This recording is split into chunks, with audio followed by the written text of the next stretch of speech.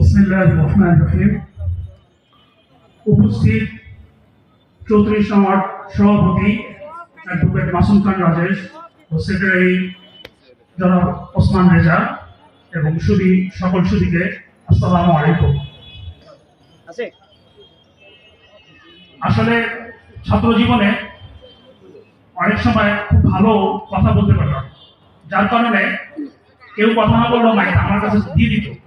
তো বিগত এত বছর মাইক পাওয়ার সুযোগ নেই, যার কারণে কথা বলতে পারে একটু কম পাই না।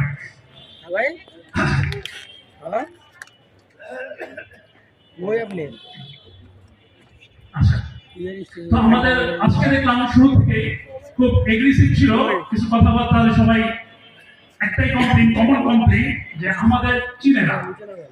তো আমি সেটা উত্তরটা দেই, আসলে আমাদের চিনতে কিভাবে? আমাদের চিনতে গেলে তো আপনার কোর্টে যেতে হবে, আমাদের চিনতে গেলে আপনাদের জেলে যেতে হবে। বিগত এত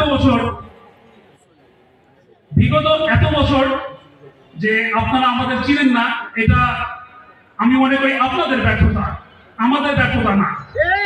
আমরা রাজপথে ছিলাম, আছি, ইনশাআল্লাহ থাকবো। আপনারা কোথায় ছিলেন? গত বেশ কয়েকটা বছর এই শীতের দিনে আমার সভাপতি, আমার সেক্রেটারি এবং আমরা যারা ছিলাম, আমরা কেউ বাসায় ঘুমাসিনি। আপনারা আমাদের কিভাবে চিনবেন? আপনারা তো শীতের দিনে আমলিগের কারো বাসায় যে দাওয়াত খেয়েছেন, রাতে দাওয়াত খেয়ে কম্বলের নিচে ঘুমাইছেন, আমরা সেটা ঘুমাসিনি। তো এই জন্য আপনারা আমাদেরকে চিনেন না।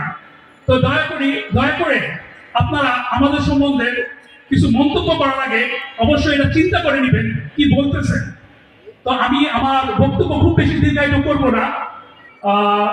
তো আমি এই বলে আমার বক্তব্য শেষ করেছি। বাংলাদেশ জিন্দাবাদ, জাতীয়তাবাদী দল বিএনপি জিন্দাবাদ।